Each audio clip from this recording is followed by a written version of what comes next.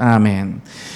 Vamos a iniciar una serie que apunta hasta fin de año, hasta Navidad, Año Nuevo. Y quise adelantarme un poco para intentar conectar y expresar en 5 o 6 sermones una de las verdades más grandes que la Escritura nos revela. Que Jesús es Señor, que Jesús es Salvador, que Jesús es eterno Redentor. ¿Y por qué es necesario recordarnos? Porque a veces en el día a día perdemos de vista que los creyentes somos personas que estamos de paso aquí. Los creyentes y los no creyentes. Los hombres y las mujeres que pisan este mundo, que llegan a este mundo, somos personas que estamos transitoriamente aquí. A veces construimos vidas, la gente se afana, nos afanamos por construir nuestras vidas, por educar a nuestros hijos, lo cual no significa que esté mal, que eso sea pecado. Pero perdemos de vista que Jesús vino a este mundo para proyectarnos más allá de esta vida. Jesús vino a ser el Señor y el Redentor de nuestra vida para que miremos esta vida, pero que también miremos la que viene, la cual es maravillosa. Por lo tanto, quiero iniciar leyendo Juan capítulo 1, del verso 1 al verso 5. Y esta serie va a estar centrada principalmente en el capítulo 1 del libro de Juan, de la carta de Juan, pero también vamos a leer y a ser instruidos con Génesis capítulo 3. Juan 1, verso 1 al 5 dice así: en el principio era el Verbo, y el Verbo era con Dios, y el Verbo era Dios. Este era en el principio con Dios. Todas las cosas por Él fueron hechas, y sin Él nada de lo que ha sido hecho fue hecho. En Él estaba la vida, y la vida era la luz de los hombres. La luz en las tinieblas resplandece, y las tinieblas no prevalecieron contra ella. Gloria a Dios por su palabra. Qué bella es esta palabra, hermanos. Qué hermosa es esta palabra, porque nos está mostrando algo que nosotros tenemos que albergar muy fuerte en nuestros corazones. Que la luz de la aurora, como dice Lucas, que el sol de la mañana, Cristo, vino a este mundo, a los que estábamos en el valle de la sombra y de la muerte. Este mundo es el valle de la sombra y de la muerte, según las Escrituras. No es cuando nos morimos, sino este mundo, a pesar de la hermosura que podamos ver, ¿cierto?, en la creación, es un lugar de muerte, es un lugar de sombras, es un lugar donde las personas peregrinamos, muchas veces sin saber a dónde ir. Las personas creen, los seres humanos creen que saben dónde van. Construyen sus vidas, intentan salir adelante con sus familias, intentando seguir lo que el grueso de las personas hacen. No siempre entendiendo cuál es el principio y el propósito de sus vidas. Menos aún pensar en el futuro, más allá. Por eso es tan importante.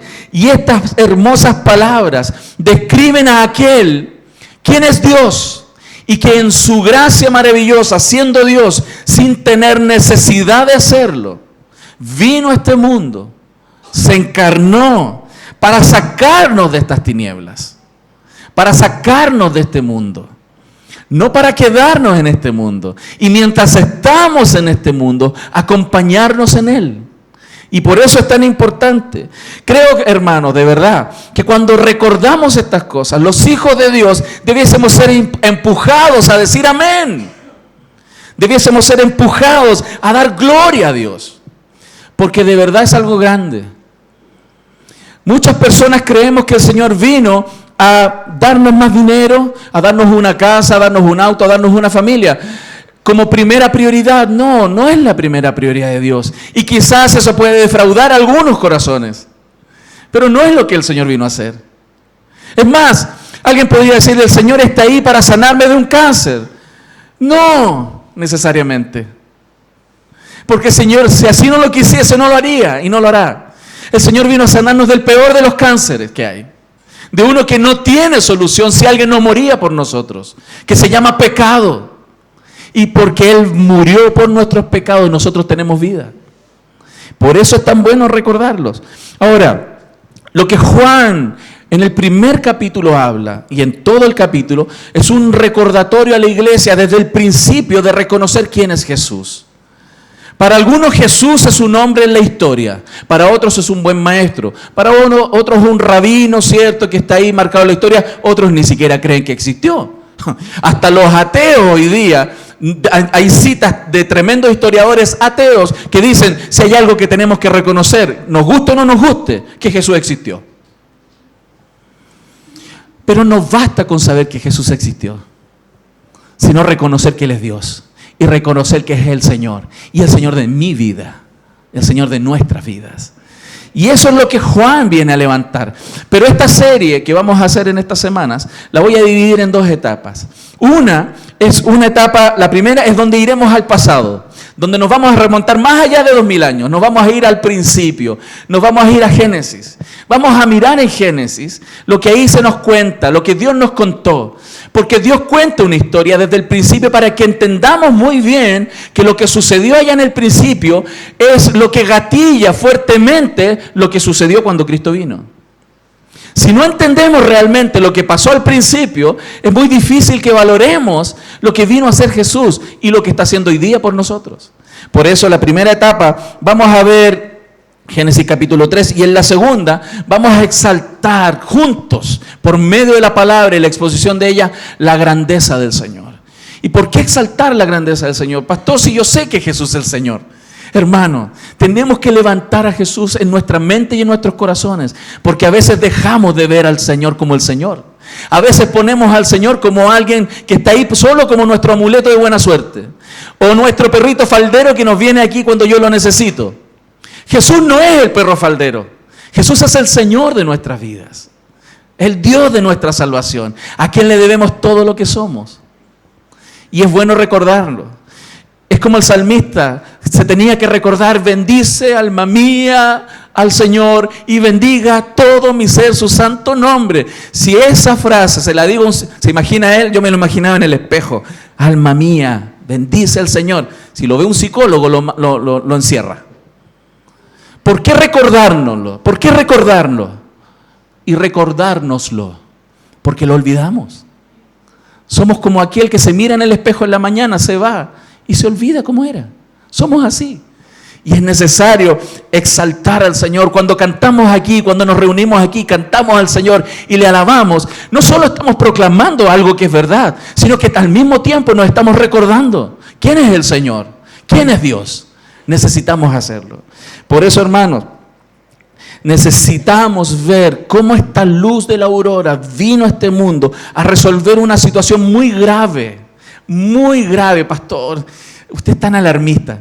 No soy alarmista. La Biblia es una alarma, es una alerta para los hijos del Señor, para que entendamos lo que ahí sucedió. Por eso, la enseñanza de este día y lo que Juan nos muestra aquí tiene una razón de ser en el pasado. Hay un plan de Dios, pero también hay una realidad que gatilló muchas cosas. Mucho de lo que nosotros observamos en este mundo, mucho de lo que estamos mirando como consecuencias en las relaciones sociales, en las relaciones dentro de las iglesias, en nuestra vida familiar, en la vida de relación con nuestros hijos, laborales, es consecuencia de algo que sucedió hace mucho tiempo. Y no siempre valoramos ni apreciamos con profundidad ni bíblicamente lo que esto significa. Quizás algunas cosas de las que vas a escuchar este día te son familiares, las conoces, pero creo y anhelo en el Señor de que su Espíritu Santo te haga ver más allá, más profundo en tu corazón, como yo también necesito hacerlo en el mío. Amén.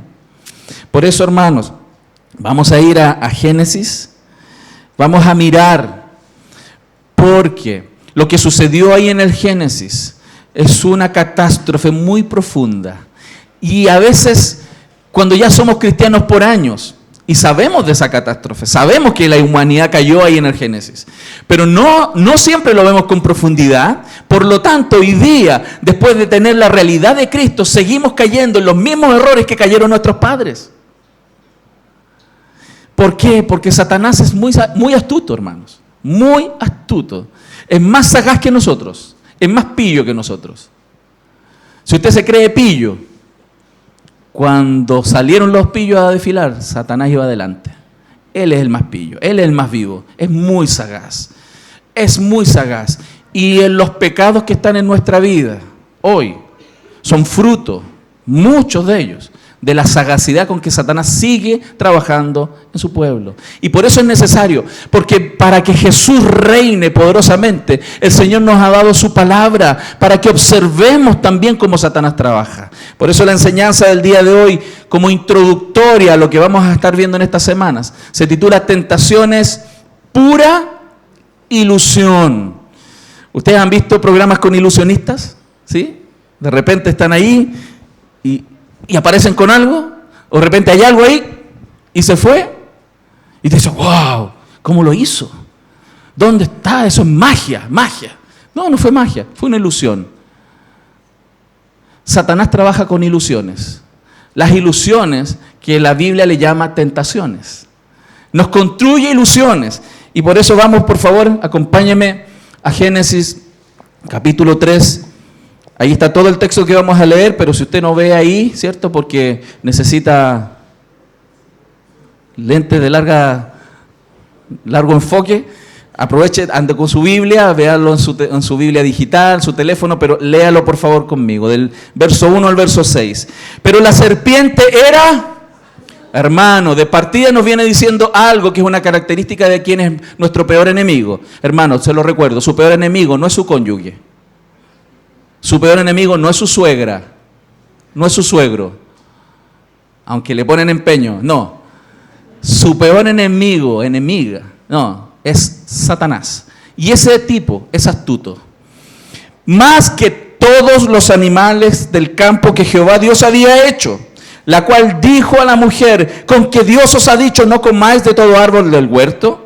Y la mujer respondió a la serpiente, del fruto de los árboles del huerto podemos comer, pero del fruto del árbol que está en medio del huerto, dijo Dios, no comerás de él, ni le tocaréis para que no muráis. Entonces la serpiente dijo a la mujer, no moriréis, sino que sabe Dios que el día que comáis de él, serán abiertos vuestros ojos y seréis como Dios, sabiendo el bien y el mal. Y vio la mujer que el árbol era bueno para comer y que era agradable a los ojos y el árbol codiciable para alcanzar sabiduría, y tomó de su fruto y comió y dio también a su marido, el cual comió así como ella. Génesis 3 es el principio relatado del pecado de la humanidad y por eso es importante verlo. Porque ese, como lo dije hace un minuto, ese pecado, esa caída que la Biblia refleja, vivida por nuestros padres, es lo que ha transformado en la raíz de nuestro corazón nuestra manera de pensar, nuestra manera de ver el mundo, de ver la vida. Es un problema muy serio que está en la naturaleza humana. Quienes somos padres lo vemos con nuestros hijos desde pequeños. A nuestros hijos tú le dices, y lo he dicho de aquí tantas veces, no meta los dedos al enchufe, ¿qué va a hacer? No haga eso, ¿qué quiere hacer él? Lo contrario. Hay una naturaleza. Tú no le enseñas al niño a desobedecer.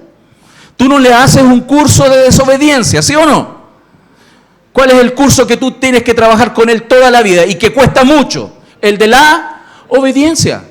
Porque la naturaleza humana está caída. Eso es lo que la Biblia nos muestra. Y en la práctica no tenemos que ir muy lejos para verlo. Lo que todos anhelamos es que las personas sean fieles con nosotros y nosotros ser fieles. Pero ¿cuál es la tendencia? ¿Cuál es la tendencia en nosotros? La infidelidad. El hombre puede prometerle fidelidad a su esposa, pero ¿cuál es la tendencia real, varones? Cosas que haya un escáner y que se vean tus ojos cuando caminas por la calle. Es las páginas que visitas por internet. ¿Cuál es la tendencia nuestra, hermanos? La infidelidad. Nosotros no somos buenos según la Biblia. Nos creemos buenos porque hacemos algunas cosas, porque tenemos ciertos comportamientos que catalogamos de buenos.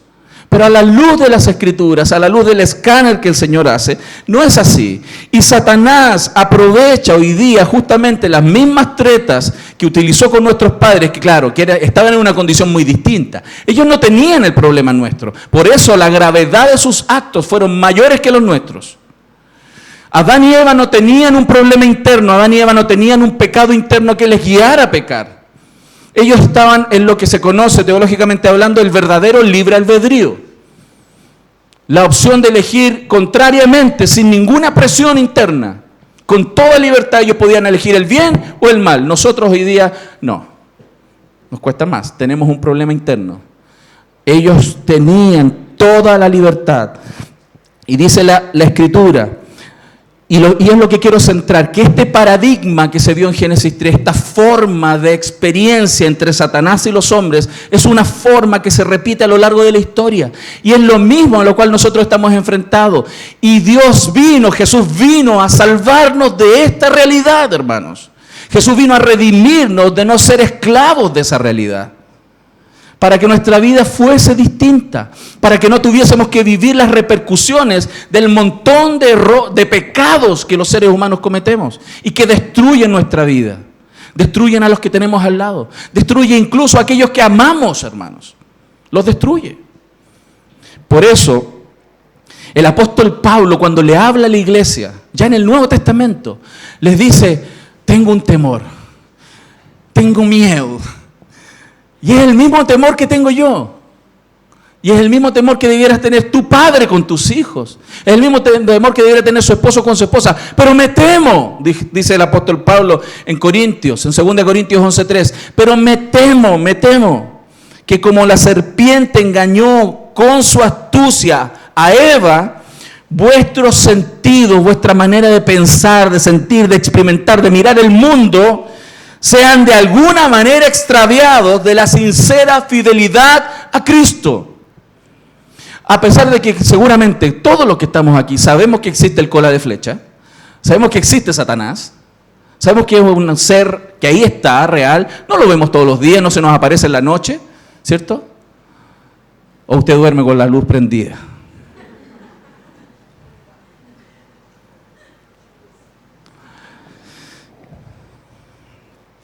Hermanos,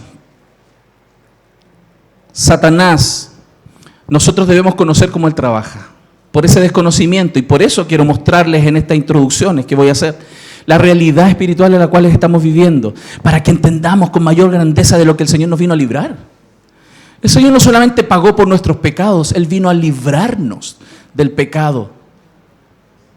Él vino a librarnos del poder del pecado, para que nuestra vida fuese distinta. Satanás generalmente y lamentablemente es visto de una manera muy folclórica, muy de película nomás, ¿ah? Y como que el diablo está ahí solo para y asustarnos y para meternos miedo, para eso está. No, eso es lo menos que él hace, hermano. Lo menos que hace es que Satanás te mete miedo. Ya cuando eres muy esclavo de él, vives en terror porque él está. Esa, les digo yo, es la peor condición de esclavitud. Atemorizados por el diablo. Pero para los que no le tienen miedo, Satanás sigue siendo muy sagaz. Sigue entrando en el corazón y en el pensamiento de los hombres y tentándoles por medio de ilusiones y distorsionarnos de la verdadera realidad en la cual los creyentes debemos vivir. Por eso es tan importante mirar desde la Escritura. Y respecto del pecado, también nosotros como creyentes tenemos una mirada muy superficial sobre lo que es pecado. Lamentablemente, algunos creyentes son un tanto escépticos sobre el pecado, sobre las consecuencias del pecado, se miran las cosas así muy livianamente. Es más, tenemos categorías de pecados. Hay pecados graves y hay pecados respetables, ¿cierto? Hay pecados respetables que los tenemos ahí, los tenemos aguachados, son nuestros. Sí, así soy yo. Nací chicharra y voy a morir cantando, dicen algunos. En distintas áreas,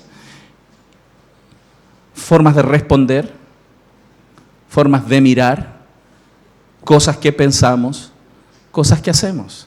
Son pecados respetables. Y no entendemos la profundidad y la gravedad de eso. ¿Qué es lo que le sucedió a nuestros padres en el principio? no comprendieron, no vieron la gravedad de lo que ellos estaban abrazando en sus corazones. Por eso, hermanos, el pecado es más grande de lo que imaginamos y más invasivo de lo que nosotros hoy día reconocemos. A veces, en cuanto al pecado, nosotros hay cierto tipo de pecados que para nosotros son como un resfrío, hermano. Somos un resfrío. No, estoy resfriado. Cualquier cosa que me dicen contesto mal. Es un resfrío. Entonces trato el resfrío con aspirinas, con paracetamol, con Tapsin. No estoy haciendo propaganda por si acaso. No estaría mal en todo caso cobrar de repente, ¿no? Claro, lo ponemos abajo Tapsin. Hermanos, y como creemos que son un resfrío, los tratamos como un resfrío, sin entender que a veces puede ser una gran gangrena, una lepra que nos va a matar, que está matando una relación de pareja, que está matando una relación con tus hermanos, que está matando tu relación con Dios. Lo estamos viendo en mi familia. Por eso es tan importante poner a Jesús en el centro de nuestro corazón, el Señor de nuestras vidas, y estar siempre siendo escaneados por Él, y permitir y abrir nuestro corazón, y que otros a nuestro lado nos ayuden a mirarnos. Hermanos, cuando alguien está muriendo de cáncer, quiere toda la ayuda posible, ¿cierto? Toda la ayuda, la necesita. Si yo no me doy cuenta que el pecado es un cáncer en mi corazón, voy a tratarlo yo solo como un resfrío, y voy a ir a la farmacia y me compro un remedito, yo solo me automedico, en vez de ir al médico de los médicos, al Señor que sana y que restaura los corazones y que cambia los corazones. ¿Cuánto lo están viendo, mi familia? Por eso, esto es introducción, hermanos, pero es importante verlo, importante que tenemos que dejar de ser tan arrogantes de creer que el pecado es superficial, que Satanás lo tenemos ahí como un cachorro y que no está en nuestra vida, que no está trabajando en nuestra vida, que no tiene nada conmigo. Si eso fuese así, nuestra vida hoy sería muy distinta a la que quizás estamos viviendo.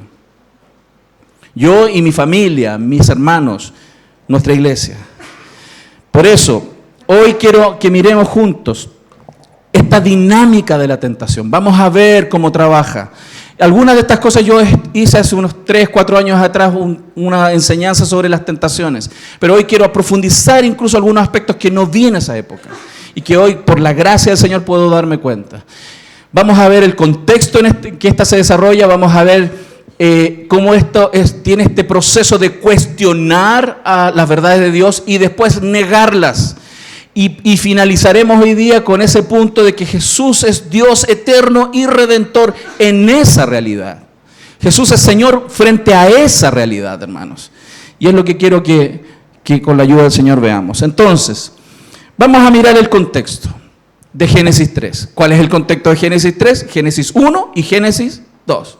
Si yo quiero entender con claridad lo que pasa en Génesis 3, hay que ver y leer antes.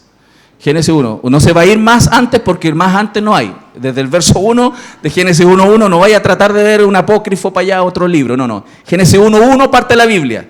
De ahí para adelante usted tiene que leer y entender. Pero como no vamos a leerlo todo, solamente quiero resumirles a ustedes el contexto. ¿Cuál es el contexto?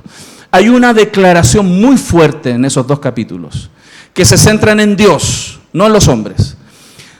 Hay una declaración, 2 declaraciones muy potentes que se repiten fuertemente en el mensaje de Génesis 1.2. 2 cosas muy, muy grandes. Una de ellas es que Dios es verdadero. Dios habla la verdad, Él no miente. Y lo segundo que Él dice es que también que Dios es bueno. Son 2 cosas que ahí aparecen. Dios es bueno y Dios es verdadero. Él es bueno y Él es verdadero. Repita conmigo, Dios es bueno y Dios es verdadero. Muy bien. Eso es muy importante. Ahora, cuando vemos el primer punto, que Dios es verdadero, está diciéndonos varias cosas en ese contexto. Una de ellas es que nos está diciendo que Dios creó al hombre, lo puso ahí como una persona importante. Dios creó al ser humano y lo puso aquí en el huerto, en la tierra, para que fuese el vicerregente de toda la tierra. En términos más modernos sería el gerente de patio, de un gran patio que era la tierra. Y en ese lugar Dios le puso un propósito. La creación estaba en las manos de este vicerregente. Dios además le da muchos privilegios a este ser humano. Le puso que tú ibas a gobernar, vas a reinar, te vas a enseñorear. Es más, vas a además disfrutar de esto. Lo hice así tan bacán, como dicen los cabros. Ya no dicen así, pero en mi época lo decían. Tan cool, tan bueno, que tú vas a trabajar ahí, pero vas a disfrutar de este fruto. Vas a rentar de esta creación y vas a reconocer ahí mi bondad, mi verdad, lo bueno que soy contigo. Y vas a glorificarme, me vas a dar las gracias por todo lo que yo te doy.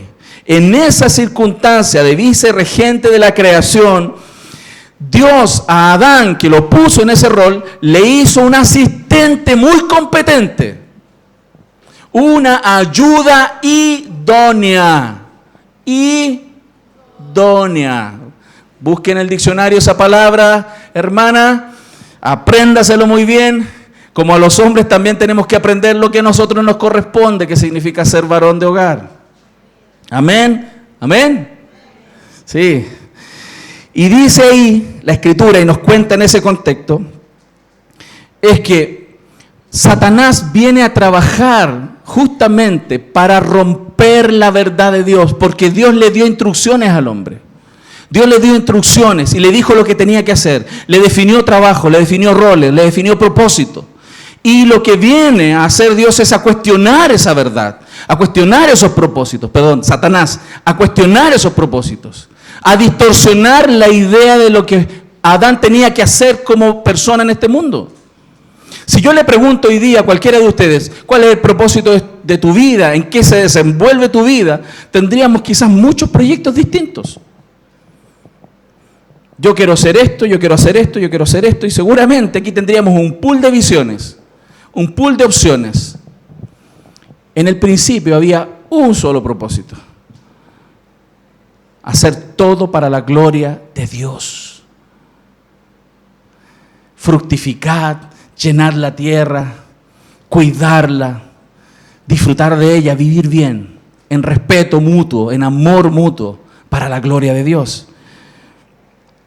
Y sabe, lo que ahí se viene a cuestionar es que Dios es verdadero, que lo que Dios dice está bien, que lo que Dios dice, que el camino, que la forma de vivir que Dios dice que hay que hacer está bien. Y eso es lo que se viene a cuestionar. Y la gente, lamentablemente hoy día, las personas están tratando de vivir la vida en función de sus experiencias, de lo que sienten, de lo que creen. Me tinca. No, a mí me tinca que... No es, y lo dicen así, no es nazi. A mí esto no es nada. Es así. Yo creo que la vida es esto. Yo creo que yo tengo que hacer esto. Yo creo que tengo que hacer esto. Y se cuestiona la verdad de Dios. Y la gente está tratando de vivir su vida por sus propias experiencias, incluso dentro de las iglesias, hermano. La gente vive por experiencias, por sensaciones, por esas místicas que Dios me dijo. Hermanos, las personas no necesitan conocer por experiencia todo lo que necesitan conocer. Dios se ha revelado en su palabra ampliamente para que no le conozcamos por experiencias, sino que lo que Él reveló de sí sea nuestra experiencia. No estoy diciendo que los creyentes no necesitan experiencias. Lamentablemente, los cristianos que andan buscando espíritu flautico, experiencias, se alejan de vivir de la experiencia que Dios quiere que vivan. Cuestionando la verdad de Dios, anteponiéndose a la verdad de Dios y no alineándose con lo que el Señor dice. Y lo segundo que se cuestionó ahí, que se estaba cuestionando, es que Dios es bueno. Desde el capítulo 1, el Señor dijo, hermano, que el trabajo es bueno. ¿Cuántos piensan que el trabajo es bueno? ¿Por qué? ¿Por qué? Porque hay alguien, un diablo, que cambió el pensamiento del hombre. Incluso en la iglesia, en la cultura eclesiástica, cambió el pensamiento como que el trabajo es malo, es un problema. Hermanos, el matrimonio, según Dios, es bueno. ¿Cuántos piensan eso? Les cuesta. Dicen, bien. Y miran para el lado. La Biblia dice que el dominio sobre los animales es bueno. ¿Qué dicen los animalistas hoy? No estoy hablando de maltrato animal, claramente no, porque Dios lo condena. Pero Dios puso un orden. ¿Qué cambia? Ese es el truco del diablo. Y eso es lo que quiero que veamos hoy día con mayor detalle. Entonces, ¿qué es lo que vino a hacer Satanás? ¿Cómo él trabaja? Y quiero ayudarte como me necesito ayudar a mí mismo con esto. Es que miremos cómo Satanás trabaja para que el Señor, que nosotros creemos que es el Señor de nuestras vidas, ¿cierto? De verdad sea grande en nuestro corazón. Y de verdad se enseñoree de todas las áreas de nuestra vida. Para gloria suya y el beneficio nuestro. Entonces, ¿qué es lo que la serpiente vino a hacer? ¿Qué es lo que la serpiente vino a hacer? Esta serpiente, hermanos, vino a cuestionar, a que en la mente de los creyentes, en la mente de quienes se relacionaban con Dios, se cuestionara, hermano, la verdad del Señor. ¿Será que Dios es verdadero? ¿No se equivoca Dios? ¿No se habrá equivocado en mandarme esta esposa? ¿No se habrá equivocado en mandarme este esposo? ¿No se habrá equivocado en hacer esto? ¿No estaré mal yo aquí en este lugar? Satanás trabaja así. Satanás trabaja así. Es muy tonto lo que estoy diciendo, dicen por aquí. ¿Será que Dios es bueno? ¿Será que Dios es bueno? ¿Será así? Cuando la Biblia dice que Satanás es astuto, está utilizando una palabra que también se utiliza en otras traducciones como prudente. ¡Wow! ¿En qué sentido? Porque esta palabra tiene dos enfoques, una que es positivo y uno que es negativo. Cuando hablamos de positivo es cuando se utilizan de buena manera. No, este tipo es muy astuto, es muy brillante, lo hace muy bien, positivamente. Pero cuando hablamos de un comerciante que hace sus chanchullos, este tipo es muy pillo, muy sagaz, en el lado negativo. Se puede utilizar en los dos sentidos, positivamente y negativamente. Proverbios, de hecho, usa esta palabra cuando dice que seamos prudentes, que seamos inteligentes, que seamos sagaces, que miremos las circunstancias, que si nos vamos a meter en un negocio seamos prudentes. ¿Cuántos necesitan de eso? Yo necesito eso. Cuando ustedes se van a meter en un proyecto y saber qué hacer y cómo hacerlo, necesitamos ser sagaces. Se utiliza la palabra prudente en Proverbios, es la misma palabra en el hebreo. La prudencia tiene ese lado positivo. También el propio Señor Jesús utilizó esa palabra cuando dijo que ustedes y yo teníamos que ser astutos, pero positivamente, no pillos. ¿Ok? Pero este lado negativo es el que utiliza Satanás justamente para, con esa sagacidad, distorsionar la verdad de Dios. ¿Cuáles verdades? El que Dios es bueno y Dios es verdadero. Eso es lo que el Señor Satanás viene como serpiente a atacar. ¿Cómo es que lo hizo ahí en el Edén? ¿Por dónde partió Satanás? Por la mujer. Dios usó a la mujer en ese minuto para llegar a Adán. No, él fue sagaz, porque él sabe cómo llegar al hombre. ¿Aló? Cuidado con eso. Podemos a veces estar siendo utilizados por Satanás para influenciar a otros, como lo hizo aquí. Hay que ser sagaces, mirar cómo él trabaja. Las personas no tenemos que depender de nuestra sabiduría, sino depender de las palabras de Dios. Vivir en los principios de Dios. ¿Por qué? Porque el diablo es muy sagaz. Muy sagaz. Escuchando a otros. Satanás utiliza personas para cambiarnos en nuestra posición en la cual siempre estuvimos. Porque Dios así lo muestra en su palabra. Por eso, la estrategia de la serpiente es ser usurpador, hermano, usurpador. Y como lo dice, y lo dije delante, esa es la estrategia, dice, pero me temo, decía el apóstol, pero me temo que como la serpiente con su astucia engañó a Eva, vuestros sentidos de alguna manera, sean de alguna manera extraviados de la sincera fidelidad a Cristo. ¿Qué es lo que el diablo hace? Te cambia tu manera de ver las cosas. Te las cambia. Tu cosmovisión, tu manera de ver las cosas, las cambia. Te pone un matiz. Y ese matiz te lleva a otro lado. Eso es lo que hizo con Eva. ¿Para qué? Para transgredir la ley de Dios. Y para que alguien llegue a transgredir la ley de Dios, para que alguien peque rompiendo la ley de Dios, parte por cambiar su manera de pensar, su enfoque, su manera, cómo está viendo las cosas. Cambias tu manera de enfocar las cosas, lo que es verdadero, lo que es bueno, lo que es justo, por un relativismo, por ejemplo. Por ahí comenzamos y empieza a caer la persona. Lo que vimos ahí en Génesis, dice la Escritura, ¿cómo fue que Satanás le dijo? Con que Dios os ha dicho, no comáis de todo árbol del huerto. Qué vivo, qué inteligente, cómo le planteó ese comentario para cambiar, para que la persona comenzara a reflexionar sobre si lo que Dios había dicho estaba bien o estaba mal. Le modificó el argumento que Dios le dijo. La serpiente hace esas cosas cambiando levemente la perspectiva y modificando tu manera de ver las cosas. Si antes tu matrimonio lo veías como algo hermoso y prioritario, hay ciertas cosas, sucesos que todos los matrimonios viven, que comienzan a cambiar poco a poco tu perspectiva sobre lo hermoso que es tu matrimonio, sobre lo bendecido que puede ser tu matrimonio. Porque hay ciertas cosas que uno comienza a abrazar y a creer y a acumular y acumular y acumular y acumular, y empezamos a cambiar la perspectiva del matrimonio.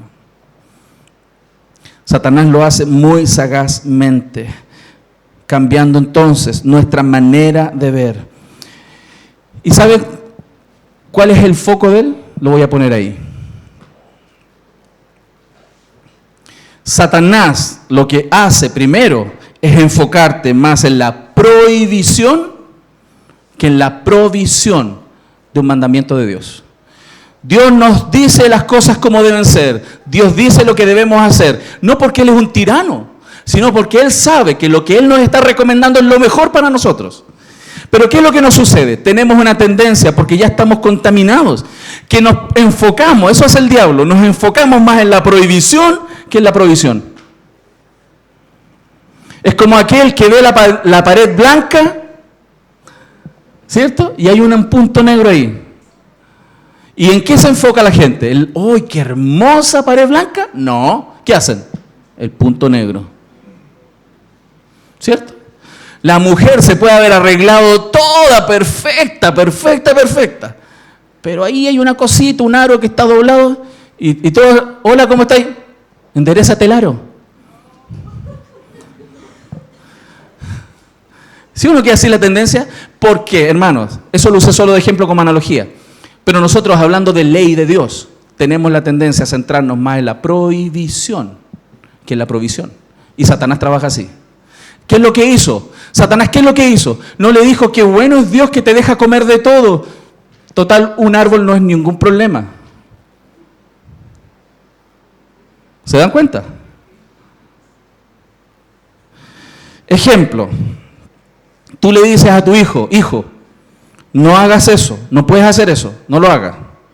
Y el hijo empieza a insistir, mamá, mamá, quiero hacerlo, déjame hacerlo. Y el papá le vuelve a repetir, hijo, tu mamá te dijo, no lo hagas. Sí, nunca puedo hacer nada. ¿Nunca puede hacer nada? Puede hacer un montón de cosas. Solo eso no lo puede hacer. ¿Pero en qué se enfoca? En la prohibición en vez de la provisión. Así trabaja el diablo, hermano. Otro ejemplo. Miren, en resumen, ahí en ese punto, son muchos más los sí de Dios para nosotros que los no. ¿Cuánta gente dice, no, yo no soy cristiano, no quiero ir a la iglesia porque está lleno de no? No han leído la Biblia. Está lleno de sí y algunos no. No conocen el Evangelio, no lo conocen, no disfrutan. Y es más, Satanás se encarga de centrar su pensamiento en las prohibiciones y no en la provisión. Y no disfrutan la provisión porque están amargados por las prohibiciones. ¿Lo estamos viendo, mi familia? Entonces,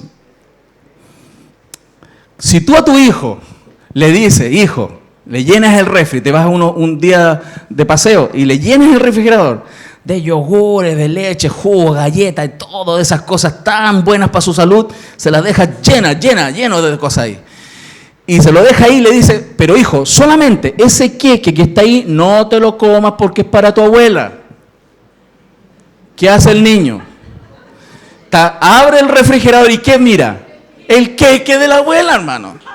¿Se fijan? Ahí que se quiere comer el queque, ¿Se imaginan si ese niño, después que le dejaste el refrigerador lleno y le dijiste que solo el queque no, viene y te dice, ¡qué egoísta, papá, conmigo!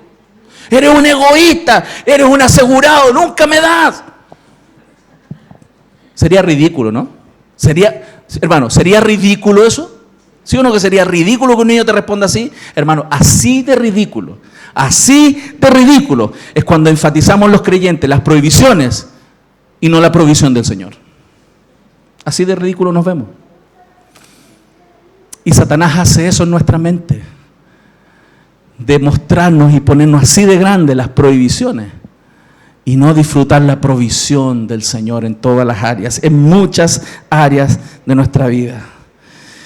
Entonces esto es muy relevante, que lo entendamos, porque justamente, ¿por qué Dios en su palabra nos dice una y otra vez, lee las escrituras, pone tus ojos en la ley, de día y de noche medita en ella, porque Satanás está todo el rato desenfocándonos, hermano. Todo el rato. No, ya no quiero servir, ya no quiero hacer esto, me quiero ir, ya no quiero mi esposo, me quiero separar, todo el rato.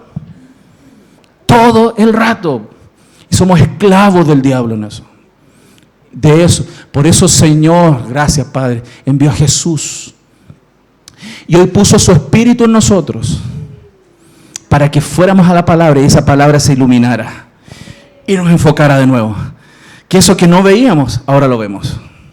Con claridad, para caminar en sus caminos. ¿Lo estamos viendo, mi familia? Entonces, Satanás está haciendo eso todos los días con nuestros hijos, por medio de la televisión, por medio de las relaciones, está todo el rato intentando distorsionar la cosmovisión que tenemos. Es más, es verdad que Dios, hay algunos pasajes bíblicos donde son muy enfáticos sobre ciertas prohibiciones, pero son por nuestro beneficio. Pero están ahí. Y son difíciles cuando nuestra cosmovisión está acostumbrada a mirar distinto. Cuando no tenemos realmente al Señor como Señor. Cuando el Señor sí es Señor, pero está por ahí nomás.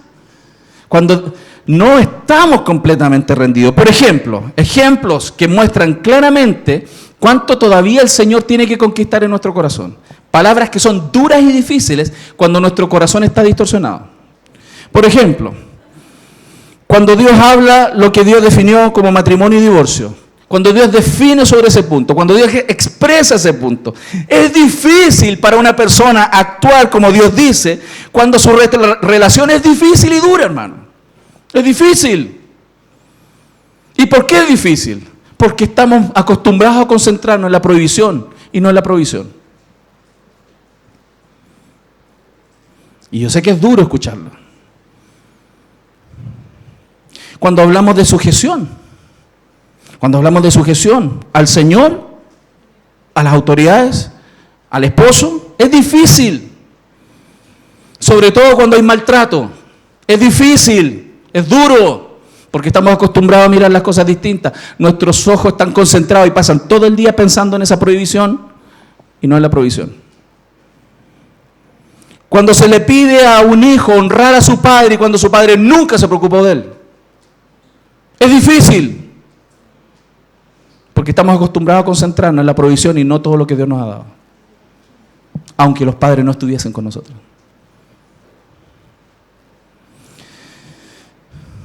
Por eso, hermano, lo que estoy intentando mostrar esta mañana, para que el Señor sea exaltado en su vida y en la mía, es que entendamos cómo Satanás trabaja. No debiésemos estar siendo avasallados por él. El Señor nos dio la victoria, hermano. El Señor vino a la cruz a ganar al diablo, a aplastarlo. Le invito a leer Marcos. Así en su casa lea Marcos y dése cuenta. El Señor al principio se muestra en Jesús, viene la tentación de Jesús en el desierto y después de ahí cuando Jesús vence a Satanás, una tras otra, capítulo tras capítulo, Jesús aplastando a los demonios, echándolos fuera, humillándolo, hasta la cruz. Satanás nunca más ha ganado al reino de los cielos. Esa es la victoria. Y nosotros pertenecemos a ese reino, al reino del Señor. Pero ¿qué nos pasa, hermano? Que caemos en las mismas tretas que cayeron nuestros padres. Hoy día nuestra salvación no depende de eso. Gloria a Dios por Cristo, hermano. Pero el bienestar nuestro, el bienestar de nuestras familias, el avance del reino, la consolidación de las iglesias, el discipulado de personas, el crecimiento y la madurez, depende de cómo todos nosotros, individual y colectivamente, no le creemos al diablo. ¿Lo estamos viendo, mi familia? Así que abramos los ojos esta mañana. Eso es lo que hace la palabra. Nos abre los ojos, nos vuelve a mostrar. Por ejemplo, en temas de trabajo, la Biblia dice, hermano, no sé si usted lo sabía, que nosotros sirvamos a nuestros amos, a nuestros jefes, como al Señor. ¿Qué quiere el jefe? Al tiro. ¿Quiere que ir al baño? Jefe, yo voy. ¿Quiere que yo voy? Yo voy. El Señor. ¡Wow! Qué difícil para aquel que se siente esclavizado en el trabajo. ¿Sí o no? Hermano, usted no sabe lo que es la esclavitud. En ese tiempo, cuando estas palabras fueron dichas, ellos sí que eran esclavos. Usted y yo en los pegas no somos esclavos. ¿Hay abuso? Sí, pero no esclavitud. Pero qué difícil incluso es para aquel que se siente esclavo. Cuando la Biblia nos dice, a tus jefes, trátalos y sírveles como al Señor, no por la paga. Qué duro es. ¿Por qué? Porque estamos más acostumbrados a ver la prohibición que la provisión. Ese trabajo te da lo que tienes hoy día. Ese trabajo te da el helado, las galletas, el pan, lo que comes, lo que vistes, por la gracia del Señor Jesucristo. No es tu jefe, es Dios, a través de tu jefe. ¿Lo estamos viendo, mi familia? ¿Pero qué nos pasa? Nos concentramos más en la provisión. Claro, entonces el tipo ya no aguanta más y se va y le tira 2 garabatos al jefe y se va de la pega. No estoy de ahí con vos. Y chao. Y chispea así los dedos, ¿no?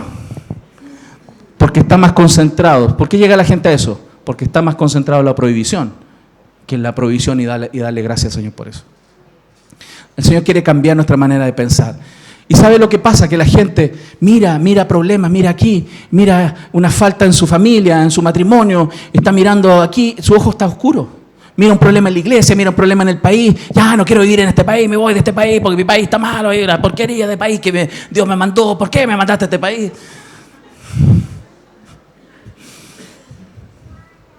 Porque está más concentrado en la prohibición, lo que Dios dice que no, que lo que Dios le da, hermano. Entonces, lo que Dios está haciendo por medio de su palabra y mediante la predicación, la enseñanza, el discipulado, es transformar nuestra manera de ver la vida conforme a lo que Dios dice. Porque estamos tan acostumbrados a concentrarnos de manera distinta, a atornillar al revés en muchas cosas. Por ejemplo, si quieres que tus hijos adoren al Señor, honren al Señor con su vida, que cuando estén en el culto alaben al Señor, ¿dónde parte eso? Pero pasan conectados a los equipos, nuestros hijos. Y después queremos que en el culto alaben. Y después queremos pasión en ellos.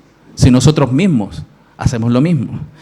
Hermanos, es tan difícil que hoy día un creyente lea la Biblia o lea un libro. ¿Por qué? Porque están acostumbrados, pero como mucho, a leer 140 caracteres en Twitter, 50 en WhatsApp y unos 60, 70 en Facebook y están listos. Y esa es toda la lectura que tuvieron en el día, hermano. Satanás les ha robado. Nos ha robado la riqueza que hay en la palabra. Porque nos hemos mal acostumbrado. Es difícil, hermano, hoy día que un varón tome liderazgo en su hogar. Si cuando hay que tomar decisiones difíciles le dices, mi amor, ¿qué hacemos?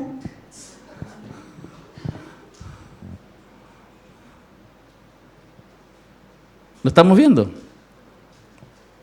Entonces, cuando Satanás tentó a Eva y le cambió el foco, le hizo dudar, hermano,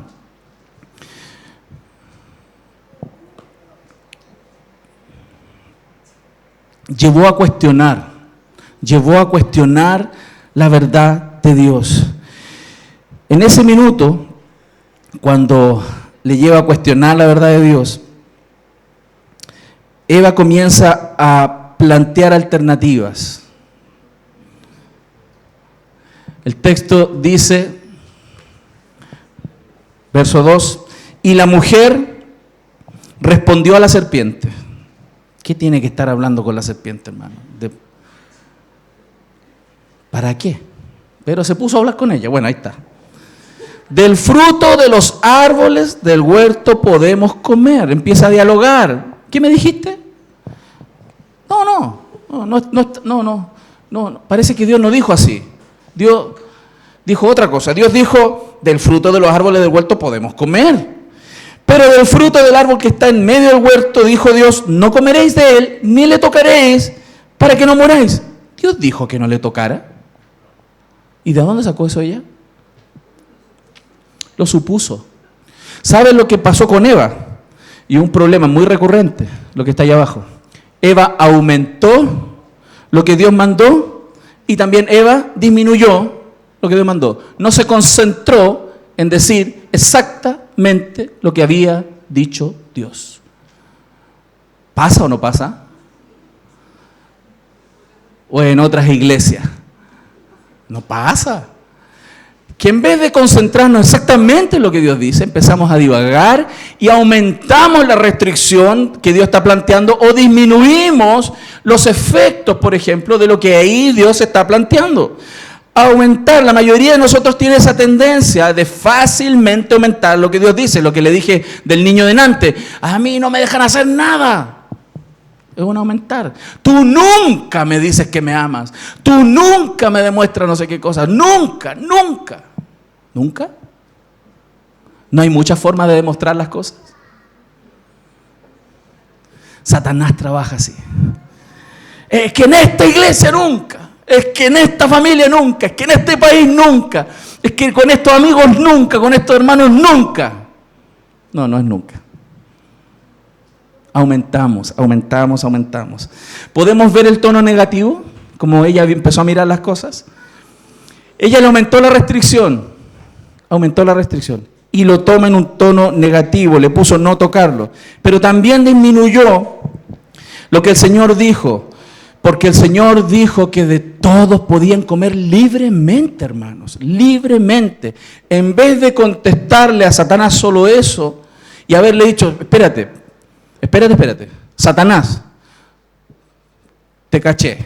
Tú me quieres concentrar en lo negativo. Dios me ha dado libertad para comer mucho, hermano. Aquí, todos los árboles. Solo ese que no. En vez de ser más astuta ella, fue más astuto el diablo. Y la llevó a disminuir y a transformar esa cosmovisión. Es más, ella disminuyó la gravedad del asunto. Fíjense cómo ella responde ahí en el texto. Ella responde, no comeréis de él ni le tocaréis para que no muráis. Pero el Señor dijo algo mucho más fuerte. En el verso 2 Génesis 2:17, dice, del árbol de la ciencia del bien y del mal no comerás, porque el día que de él comieres, ciertamente morirás. Lo comes y te mueres. No dijo que hiciéramos esto y también vamos a morir. Suavizándonos. Es lo que muchos creyentes hacemos. Disminuimos el juicio de Dios, disminuimos la disciplina de Dios. Por eso tenemos pecados respetables. Por eso estamos acostumbrados a ciertos pecados. La mujer que es rebelde le contesta mal a su esposo. No, pasó, no me dijo nada. No se enojó él. El esposo le contesta mal a su esposa y su esposa se va callada y tranquila para la cocina sin decirle nada. Entonces no tiene ningún remordimiento en su corazón. Porque hay pecados respetables. Disminuimos la gravedad de lo que Dios dice que es pecado. Nosotros tenemos una batalla contra el pecado. Tenemos una batalla con el pecado y Cristo vino a este mundo para que ganásemos esa batalla. Lo estamos viendo en mi familia.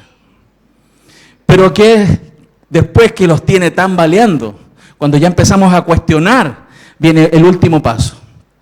Negar, hermano, negar. Entonces la serpiente, después que ya vio que a Eva la tenía embriagada con pensamientos, que ya se dio cuenta que esta muchacha ya estaba ahí, que no estaba tan clara en las consecuencias, ya estaba distorsionando lo que Dios había dicho, ahí le meten la mentira, pero con todo. Así trabaja el diablo, hermano, poco a poco. Entonces la serpiente dijo a la mujer, no moriréis. Negó rotundamente lo que Dios había dicho. Ojo, hermanos, la tentación cuando viene, cuando Satanás nos tienta, siempre Satanás nos va a tentar, distorsionando la verdad, pero con promesas, tratando de poner lo bueno. Reniega de Dios, revélate a Dios, haz lo que está contrario a Dios porque tienes beneficios con eso. Peca y tienes placer, hermano. Peca y vas a cumplir tus sueños. Peca y vas a ser sabio. Peca, vas a lograr tus metas. Róbale a Dios y vas a comprar lo que quieres. ¿Se dan cuenta? Así trabaja Satanás. Y le prometió, verso 5, sino que sabe Dios que el día que comáis de él serán abiertos vuestros ojos y seréis como Dios. ¡Wow! Sabiendo el bien y el mal. ¿Cuántos quieren ser diosas? Dioses. ¿Ah? No, yo soy la diosa, el Dios. Eso es lo que nos vende Satanás, hermano. Suena chistoso, ¿cierto? Pero eso es lo que está haciendo el diablo. Con falsas promesas, hermanos. ¿Cuáles son las promesas del diablo? Te lo quiero compartir y para que anotes, para que reflexiones hoy día en tu casa, en oración, y comienza a mirar todo lo que hoy día estás pensando. Comienza a mirar lo que estás planeando y pídele a Dios sabiduría para ver si no está infiltrado en tus pensamientos esto que está aquí. ¿Cuáles son las promesas? No vas a cosechar de lo que plantas o lo que siembras. La primera cosa que el diablo está ahí haciendo es que si haces lo que estás pensando hacer, no va a haber consecuencias. Si todos esos pasos que quiero dar con mi vida, con mi familia, no van a tener consecuencias, hermanos, Dios es claro en decirlo en Gálatas capítulo 6, verso 7. No os engañéis, no se engañen, no. Dios no puede ser burlado, aunque lo intentemos. Pues todo lo que el hombre sembrare, eso también segará, cosechará. Y lo primero que nos está tratando de hacer el diablo es que las decisiones que quieres tomar, es que las cosas que estás haciendo, que los comportamientos que estás llevando, que los lugares que estás visitando, que lo que estás conversando con personas, no va a tener consecuencias. Lo que siembras, lo vas a cosechar. Si mientes, si ocultas, si planeas a escondidas, eso tiene consecuencias. No lo digo yo, lo dice la palabra del Señor. ¿Lo estamos viendo, mi familia? Porque Satanás lo que ha hecho todo el tiempo, usando circunstancias, palabras, pensamientos, los afanes de la vida, estar lejos de la oración, estar lejos de la comunión con los santos, es trabajar en nuestras mentes. Ir conformando y mudando nuestro pensamiento hasta que cuando ya estamos ahí bien inclinaditos, ¡ta! Golpe de gracia.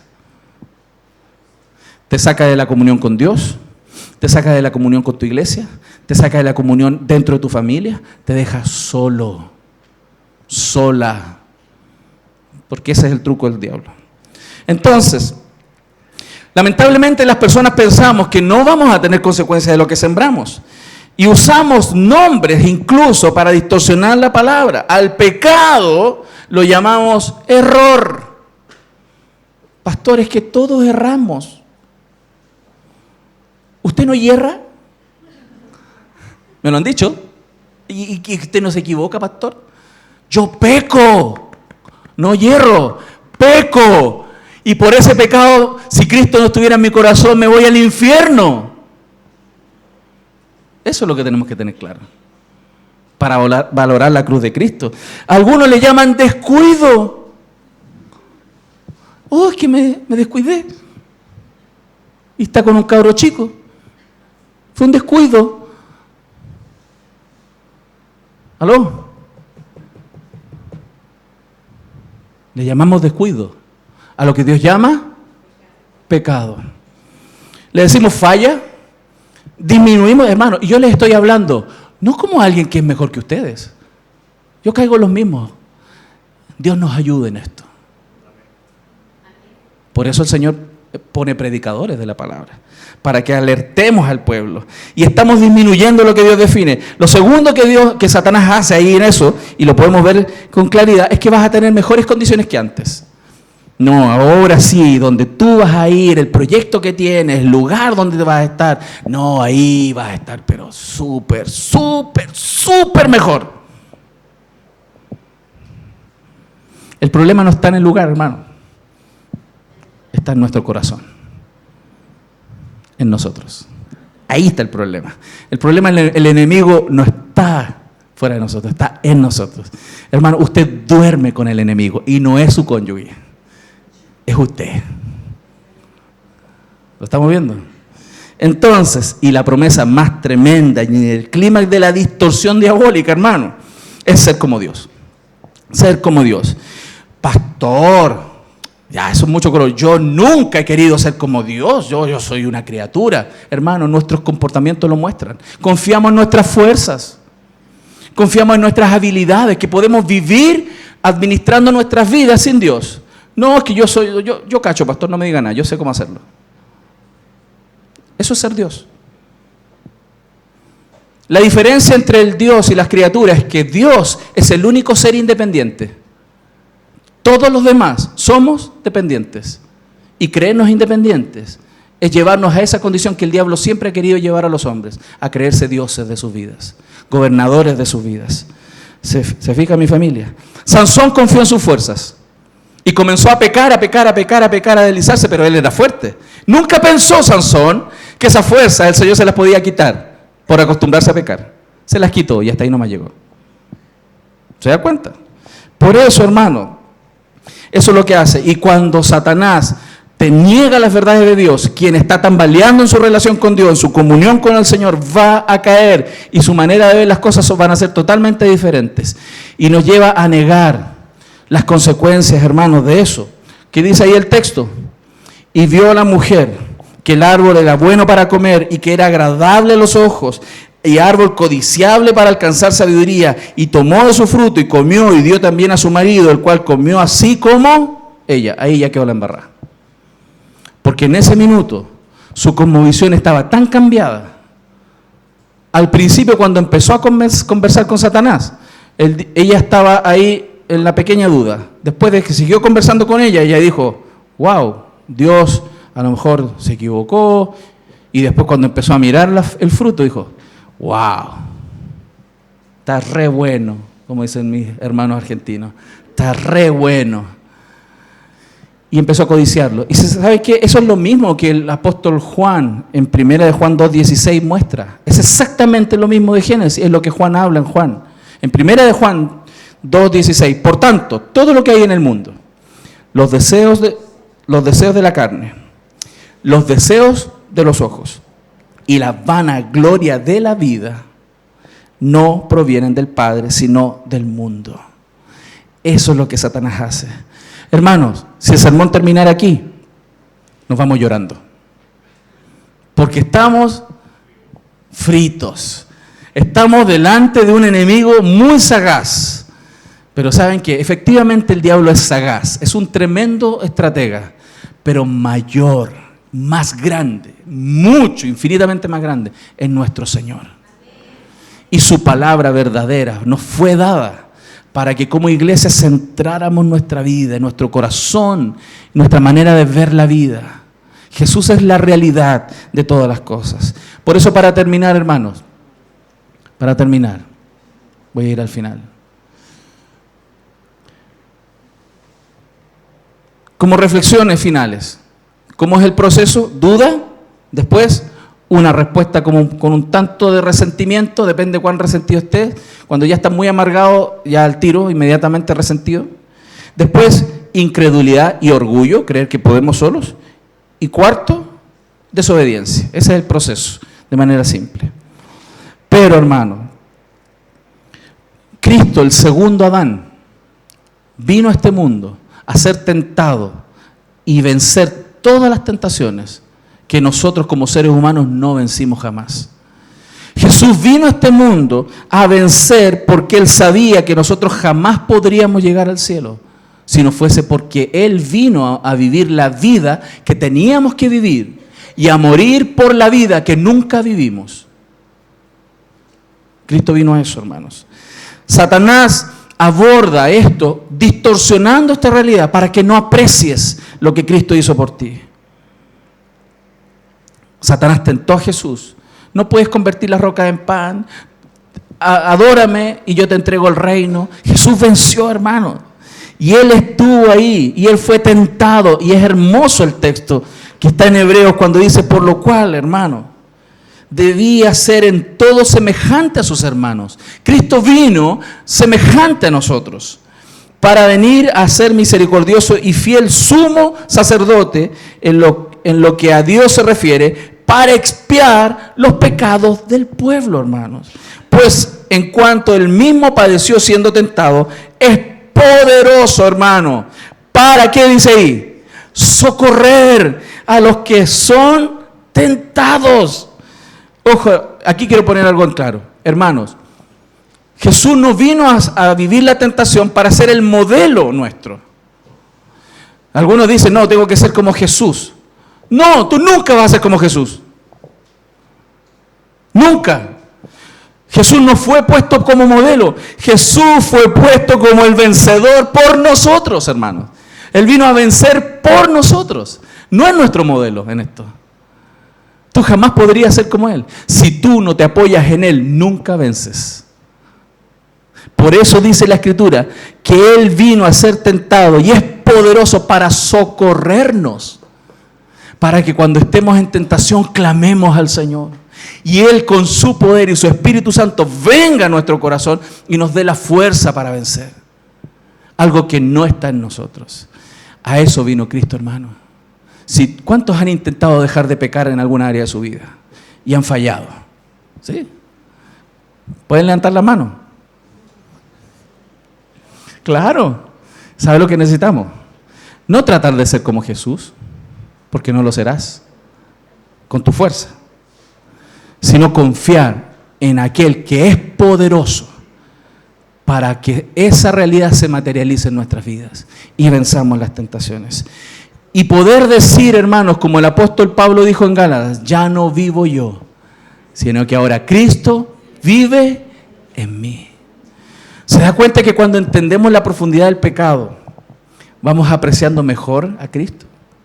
¿Por qué quiero llevarlos a Génesis y ver con mayor detalle en las próximas semanas lo que pasó en Génesis?